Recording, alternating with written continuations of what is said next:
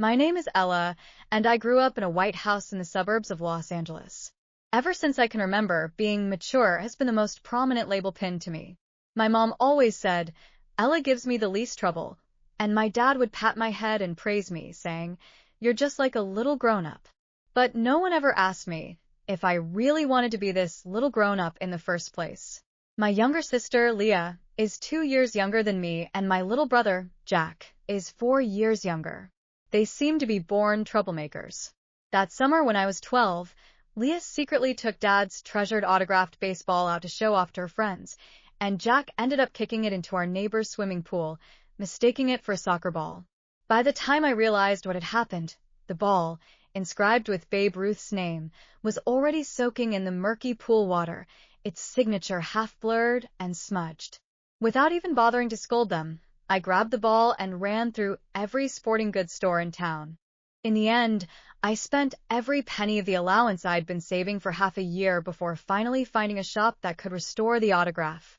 But when I handed the repaired ball to Dad, Leah suddenly threw herself into his arms and started acting cute. It was Ella who didn't watch Jack carefully, but thankfully my big sister is so talented, she fixed it all up.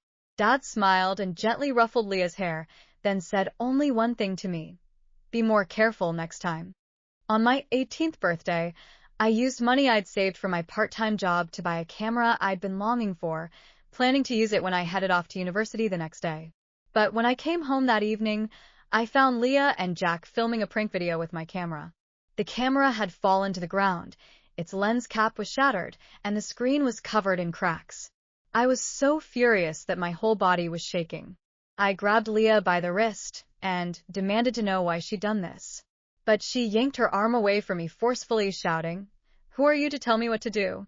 and even shoved me. I lost my balance and fell to the ground, and just then, Jack took the opportunity to kick me hard on the calf. I got up and lunged at them, ready to fight back, until Mom rushed in and pulled us apart. But instead of calming things down, she yelled right at me, "You're already an adult. Can't you just cut your little brother and sister some slack?" At that moment, as I looked at my family right in front of me, I realized, for the first time, that this home was suffocating me. Later, I did everything in my power to get into a university in New York. The day I received my acceptance letter, I locked myself in my room and cried all night, not out of sadness, but because I'd finally be able to escape from that home, a place forever filled with arguments and emotional coldness, a place that left me gasping for air. Even the air in New York seemed to carry the scent of freedom. It was at university that I met Adam. He was like the summer sunshine in New York, warm and radiant. When he smiled, the corners of his eyes would curve into a beautiful arc. I'll always remember those moments, filled with his gentle warmth.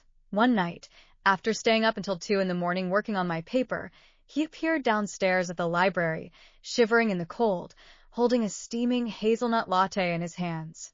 The cup sleeve even had a note written on it, "Come on, my little academic superhero." On my birthday, I'd expected just a simple dinner, but when I opened the door, I found the whole apartment transformed into a fairy tale world, decorated with pink and white balloons. He was sitting in the middle, holding a guitar, playing and singing my favorite song, Lemon Tree. Even when I occasionally sank into emotional lows due to the lingering shadows of my childhood family, he would gently take my hand, softly rub the knuckles of my fingers with his thumb, and look earnestly into my eyes, saying, "Ella, you deserve to be treated with tenderness by the whole world, and from now on, I'll be the one to show you that tenderness." At that moment, I truly believed I'd finally grasped the salvation fate had offered me, that I'd found the happiness that was truly mine. So, less than half a year after graduation, I walked into marriage with him without a second thought. Yet, life after marriage felt like a sudden bucket of cold water, dousing all my hopes and enthusiasm completely dry. Adam seemed like a different person altogether.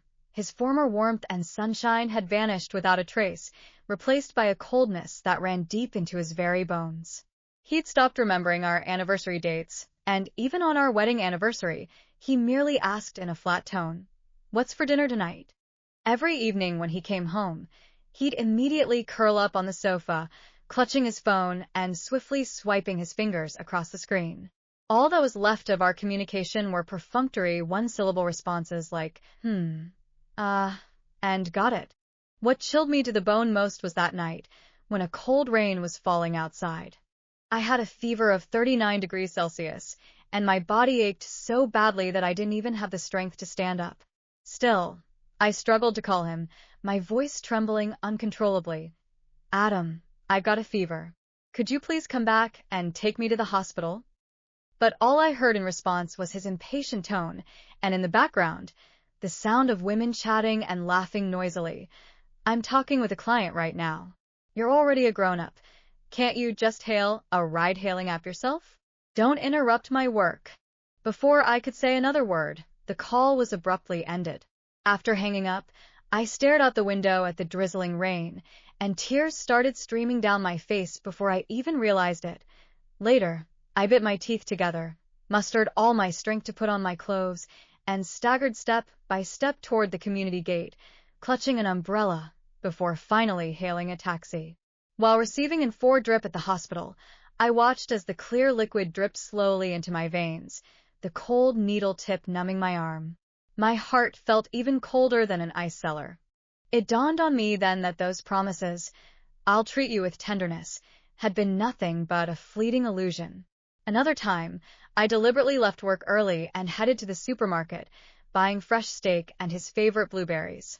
I spent over 3 hours bustling around in the kitchen, searing the steak, lighting candles, and pouring out a bottle of red wine, setting the table in a warm and romantic atmosphere, brimming with hope that this gesture might somehow salvage our fragile relationship. But when he came home, he merely glanced casually at the table, tossed his coat onto the sofa without a second thought, and said in a tone so flat it lacked any hint of emotion, "I'm just too tired today. I don't feel like dealing with all this hassle." Having said that, he strode straight into the bedroom and slammed the door shut with a loud bang, leaving me standing alone in the room bathed in candlelight, watching the carefully prepared dinner slowly lose its warmth. My heart felt as if it were being tightly clenched by an invisible hand, the pain so intense that I could barely breathe. I could no longer bear this cold, indifferent treatment.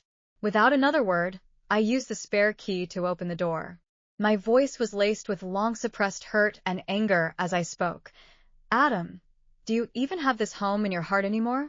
Look at you, cold and distant, like a complete stranger. We used to be so good together. Why have you become like this?" Adam frowned, his face betraying impatience. But when he saw my swollen, red eyes and my fists clenched tight, his gaze flickered briefly. He took a step forward, trying to pull me into his arms, but I shoved him away violently. "Don't touch me," I roared, my pent-up emotions finally bursting forth in that moment. "Do you even remember what you said back then? You promised to treat me with kindness, but which one of the things you've done lately does justice to that promise?" Anger burned through my body like a wildfire. I stared at his face, once so captivating to me, yet now it felt alien and painfully glaring. Just as he was about to open his mouth to defend himself, I raised my hand and slapped him hard across the face. The sharp crack echoed loudly in the silent living room. Adam clutched his cheek, his eyes filled with shock and resentment. But then, as if something had occurred to him, his expression softened again. He grabbed my wrist, his voice deliberately gentle. "Ella, I'm sorry. It's all my fault. Lately, there's been too much going on at work, and I've neglected you. Don't be mad. Don't feel disappointed. I know I've messed up, and I'll definitely change." He reached out and wiped away the tears from my face.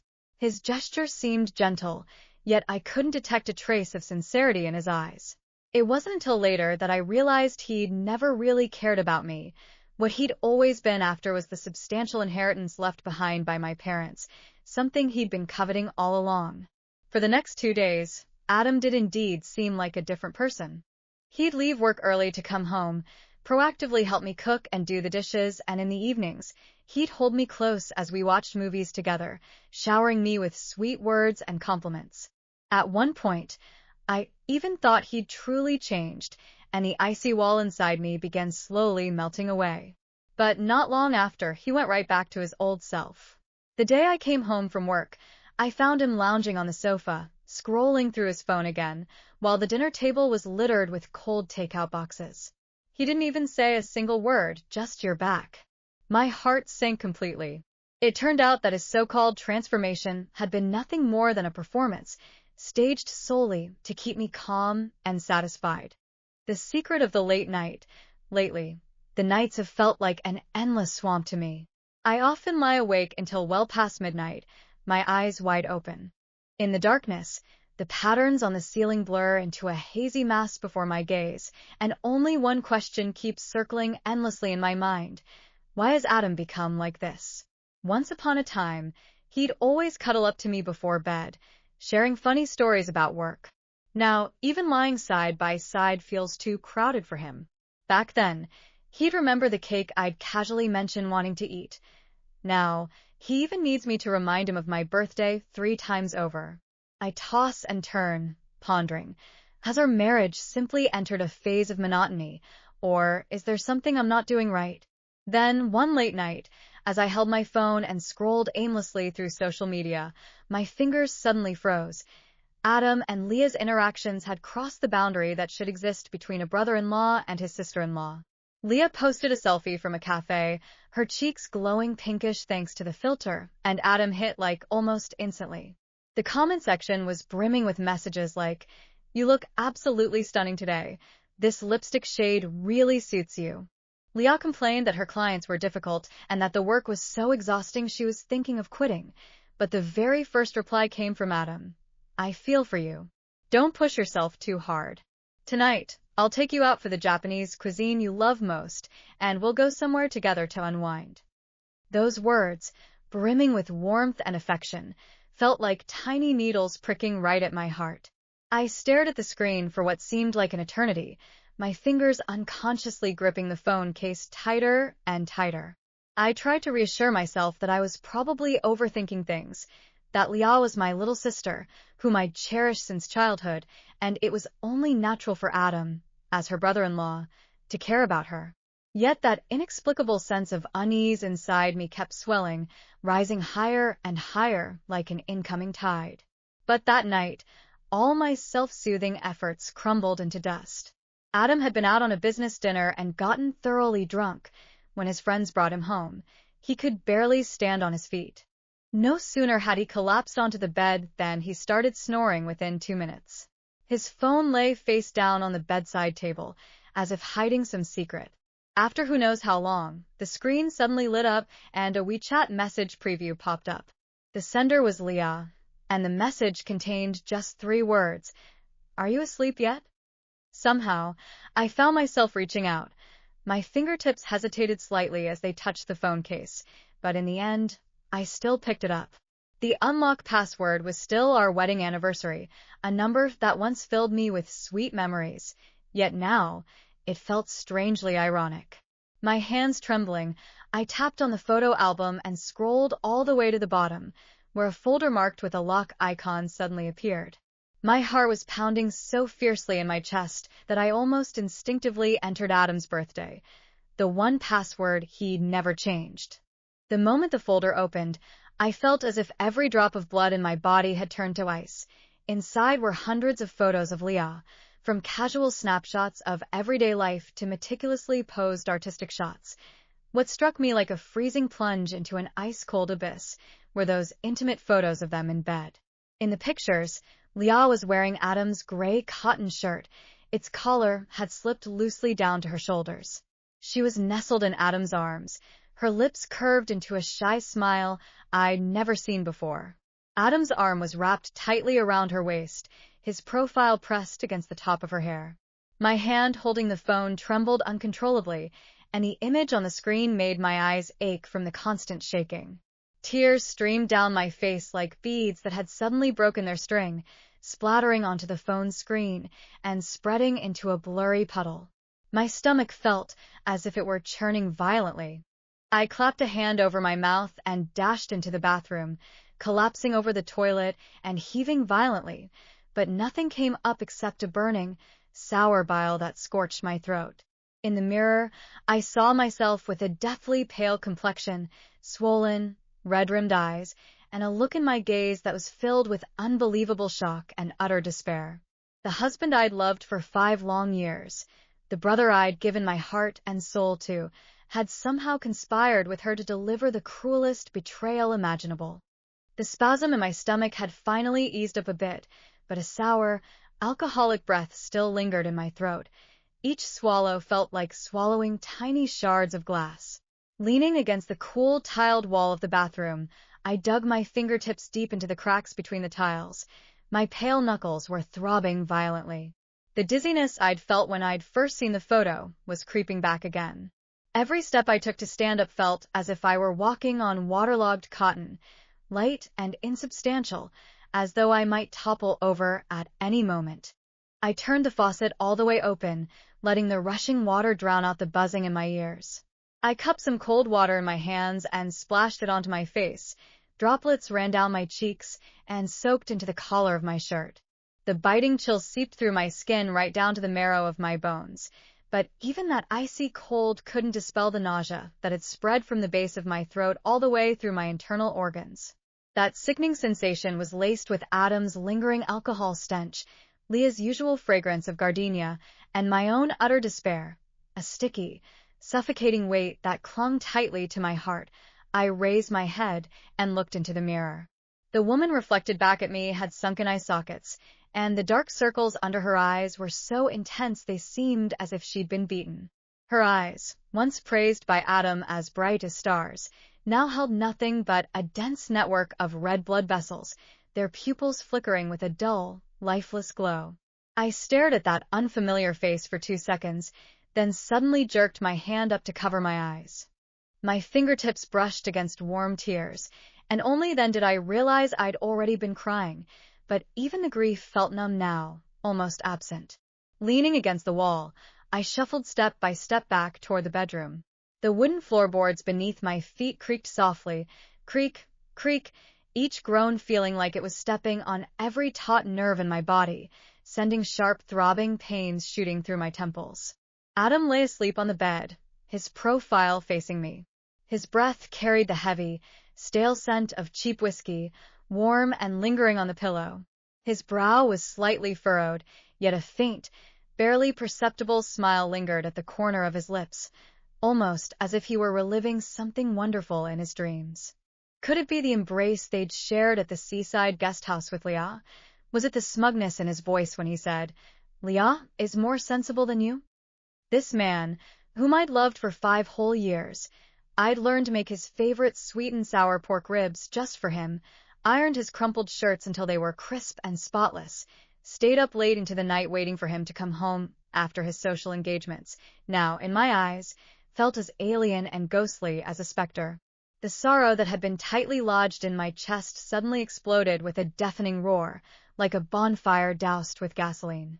In an instant, I was engulfed by a torrent of seething hatred, burning so fiercely that every organ inside me felt scalded. My heart pounded wildly against my ribs, each beat accompanied by a sharp, piercing pain, as if it were about to leap right out of my throat. The wooden clothes rack on the bedside table still held the exact position I'd arranged it in yesterday. Its edges, smoothed and softened by time, now seemed eerily sharp, like a blade poised for action. I lunged forward, snatching it up in one swift motion. My arm was taut as a bowstring from sheer fury. My knuckles turned bone-white from gripping it so tightly that even my wrist trembled slightly. The moment the clothes hanger rose into the air, it sliced through the stillness, sending a sharp gust of wind straight toward the sleeping face. Just as the hanger was about to fall, Adam suddenly opened his eyes.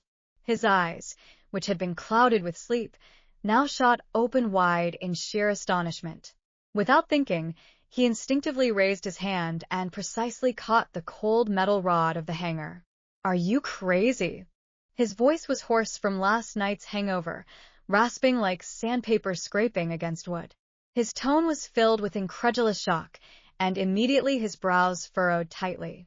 A hint of offended anger flashed in his eyes as he snapped, "Are you trying to abuse me?" "Abuse me?" I burst into laughter, sharp and piercing, that turned into a bitter sob. Tears streamed down my face unbidden, landing coldly on my wrist. I yanked the phone out of my pocket and slammed it onto the bedsheet right in front of him. The screen lit up, revealing a photo from my album, the intimate image of him and Leah. In the photo, he had his arm around my younger sister's waist. They both wore sweet smiles, and the background showed the seaside guest house we'd stayed at together last year. Look at what you've done. You're my own little sister. And yet you have the nerve to accuse me of domestic violence. Adam glanced down at his phone, and the look of shock on his face quickly faded like a receding tide, replaced by an almost brazen nonchalance and even a barely perceptible hint of impatience. Since you've already seen it, there's really nothing left for me to hide, he said slowly as he sat up, the blanket slipping off his bare upper body to reveal the scar on his shoulder, a scar I'd once thought was part of his manly charm. His tone was light and casual, as if he were talking about some trivial, insignificant matter. It was Leah who took the initiative. She's so much gentler and more sensible than you. She listens to me. She knows how to make me happy. And you? All you ever do is fuss over groceries and household chores, always complaining about vegetable prices or chores, completely losing the spark we had when we first started dating. His words felt like a dagger dipped in poison, precisely piercing the very spot where I was most vulnerable. The countless days and nights I've poured into this home, waking up early every morning to cook porridge just to take care of his stomach, scouring every building materials market myself to save money on the renovation, giving up the job I'd always dreamed of to support his career. All of it has now become proof that I've lost all appeal in his eyes. My whole body was trembling as I reached out and gave him a hard shove. My voice, strained and distorted by sheer fury, rasped out. So this is the reason you betrayed me? Everything I've given to this family means absolutely nothing to you. Adam staggered backward from my push, his back slamming into the headboard with a dull thud. Instantly, he flew into a rage too, his eyes turning fierce. He grabbed my wrist in an iron grip, his knuckles digging painfully into my flesh. The force was so intense that I let out a muffled groan of pain. Are you done making a scene yet? The damage is already done. What do you even want to do about it? Divorce? His question struck me like a heavy hammer to the heart. Yet, I refused to show any weakness. Summoning every last bit of strength I had, I raised my hand and slapped him hard across the face. Slap. Slap. The sharp sounds of 2 resounding slaps echoed through the silent bedroom, piercingly loud in the stillness. Adam's cheek instantly turned red, even swelling slightly. He stood frozen in place, his eyes wide with shock and disbelief. Apparently, he hadn't expected me to actually hit him. Taking advantage of the moment, I quickly pulled my wrist away, staring at the vivid red marks left on it. But deep inside, my heart felt utterly empty, as if it had been hollowed out. I spun around and rushed to the corner of the walk-in closet, where I'd hidden a heavy safe. Inside were our joint savings, the property deed, as well as my ID and bank cards, the things I'd secretly prepared last year, never imagining they'd actually come in handy today. The safe was surprisingly heavy, pressing painfully against my arm, but right now, I didn't care about anything else. All I could think about was escaping this place, a place filled with lies and betrayal. I staggered into the entryway, clutching the box in my arms. Snatching the car keys from the shoe cabinet, I didn't glance once in the direction of the bedroom, nor did I pay any attention to Adam's faint movement behind me, as if he were about to get up. Instead, I yanked open the front door and rushed out without a second thought. The motion sensor light in the hallway was jolted awake by the sound of my footsteps. Under the dim yellow glow, my shadow stretched long and thin. As I started the car, I caught a glimpse of Adam running after me in the rearview mirror, still wearing just his pajamas, his hair tousled, his mouth still moving as he called out something, but the roar of the engine quickly drowned out his voice. When I inserted the key to our private apartment into the lock, my hand was still trembling slightly. Pushing the door open, a wave of cool, dusty air hit me full in the face. It had been so long since we'd last come here, ever since we got married, in fact. The furniture was covered with a fine layer of dust, and streaks of sunlight streaming through the floor-to-ceiling windows left rectangular patterns on the wooden floor. I placed the safe on the low cabinet in the entryway, then let my legs give way, collapsing onto the carpet. Leaning my back against the cold door, I finally allowed all my strength to drain away. The sky outside the window was gradually turning pale, and the first bird song echoed in the distance. Yet, I felt as though this endless night still had no end in sight. My heart seemed to be clenched by an invisible hand, a suffocating pain that made it hard to breathe. I didn't know how long I'd been sitting there, but I finally struggled to my feet and walked into the bathroom, turning on the faucet. In the mirror, I saw myself looking just as disheveled as ever.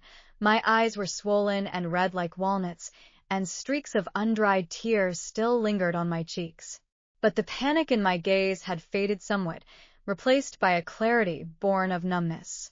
I filled a basin with lukewarm water, carefully washed my face, and then dried it off with a clean towel. As I turned around and headed back to the living room, my phone began to vibrate in my pocket. The name Leah flashed across the screen, those two words stabbing at my eyes like needles, causing them to ache. Taking a deep breath, I pressed the answer button. Before I could even speak, Leah's voice came through the line, trembling with sobs. "Sis, please let me explain. This isn't what you think." It was Yaden. "Shut up," I interrupted her, my voice so calm that even I was surprised. "I don't want to hear any explanations. From the moment you chose to be with him, it was over between us." After saying that, I hung up the phone immediately and casually added her number to my blacklist. Just then, Adam's call came in.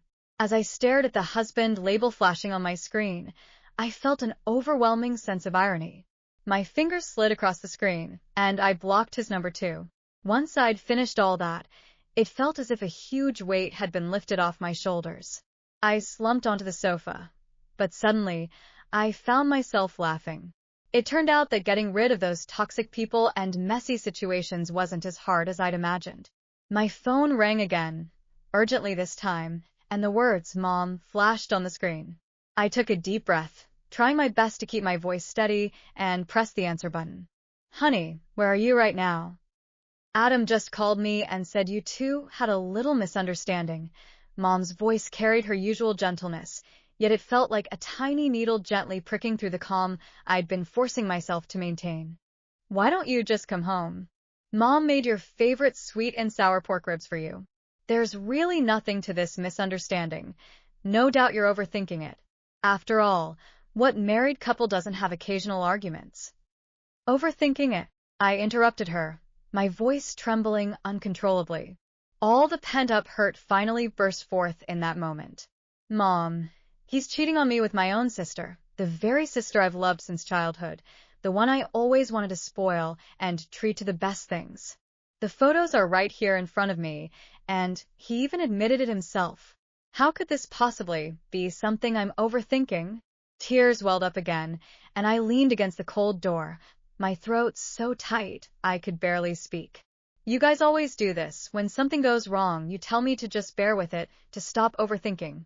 But have you ever stopped to think how badly I'm hurting? I've given so much to this family, yet all I've ended up with is betrayal. And you still want me to go back and pretend nothing ever happened?" There was a pause on the other end of the line. Then, my mom's voice carried a hint of resignation and gentle persuasion. "Honey, Mom knows you're hurt, but family secrets shouldn't be aired in public. Leah's still young and doesn't know any better, and maybe Adam was just acting impulsively for a moment." "He's not just anything, Mom." I raised my voice, my tone laced with deep disappointment and finality. "I don't care whether they were being impulsive or just clueless. I'm simply fed up. I'm not going back to this home, and I'm determined to end this marriage. If you still care about me, please stop trying to talk me out of it. But if you think I'm bringing shame upon the family, then there's nothing I can do about it." That afternoon, I reached out to a lawyer. In the law firm's bright waiting room, I handed over to my lawyer every photo from my phone and the audio recording of Adam admitting to his affair. The recording had been made unconsciously that morning during our argument. With a calm voice, I laid out my demands: divorce, reclaiming my premarital assets during the division of property, and as for our marital assets acquired during the marriage, I only asked for my fair share, no more, no less. The lawyer looked at me, his eyes filled with both sympathy and approval. "Miss Chun," he said, "your evidence is very strong. Don't worry, I'll do everything I can to help you secure the maximum possible rights." Before I knew it, Christmas Eve had arrived. In the apartment, only a warm, golden floor lamp was lit. I was curled up on the sofa, wrapped in a blanket, holding a cup of hot cocoa in my hands, while the TV played a silent comedy. Just then, the doorbell rang abruptly. Peeking through the peephole, I saw my mom standing outside, holding Leah's hand. Both of them were carrying bags and packages of all sizes. After hesitating for a few seconds, I finally opened the door. "Honey," my mom said with a sweetly ingratiating smile, "Mom made you a whole table full of your favorite dishes." Without waiting for me to say a word, she squeezed past me into the apartment, followed closely by Leah, who was wearing the red coat Adam had given her and wore an unmistakable look of smug satisfaction on her face. Soon, the dining table was laden with food: sweet and sour spare ribs, cola-flavored chicken wings, and squirrel-shaped mandarin fish, every single one of my old favorites.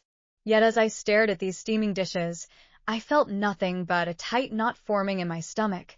At the dinner table, Mom kept piling food onto my plate, her chopsticks flipping back and forth across the dish. "Honey, look, Mom's here already. Let's just forget about this whole thing. Adam knows he's been wrong, and Leah's still young and doesn't know any better. You'll just have to cut him some slack." She paused for a moment, then suddenly shifted gears, her eyes carrying a hint of reproach. "Actually, you can't blame them entirely. Have you been too busy with work lately? Men, after all, always need someone by their side. You've been ignoring his needs, and that's exactly why he's made such a mistake." His needs. My hand, gripping the chopsticks, tightened sharply until my knuckles turned white. "Mom, who am I working so hard for? When Adam started his business, it was me staying up late at night, drafting plans and helping him secure investment. And let's not even talk about the mortgage or car loan. The burden of those payments has been mine, too.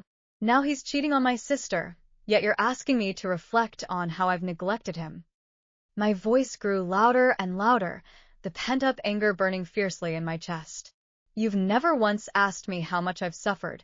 You've just told me to bear it, to be understanding. Why should I? Why should I?" "Why on earth?" Leah, who'd been silent all along, suddenly spoke up. She slammed her chopsticks down with a sharp clack. The crisp sound of porcelain hitting the rim of the bowl echoed loudly through the dining room. Leaning forward so far that her chest nearly touched the table, she fixed her eyes on me with undisguised defiance. "Because Adam loves me now. That apartment you've got in the city center, though it was bought before we got married, Adam said he'd go to the notary's office after the new year and add my name to the title. And as for the savings you two have been hoarding over the years, he promised to give me half of it." With a smug smile, she raised her left hand and shook her wrist, showing off the dazzling diamond bracelet that sparkled so brightly it made my eyes ache.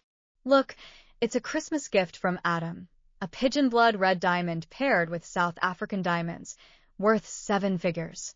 Much more stunning than those old trinkets of yours gathering dust in your jewelry box, aren't they?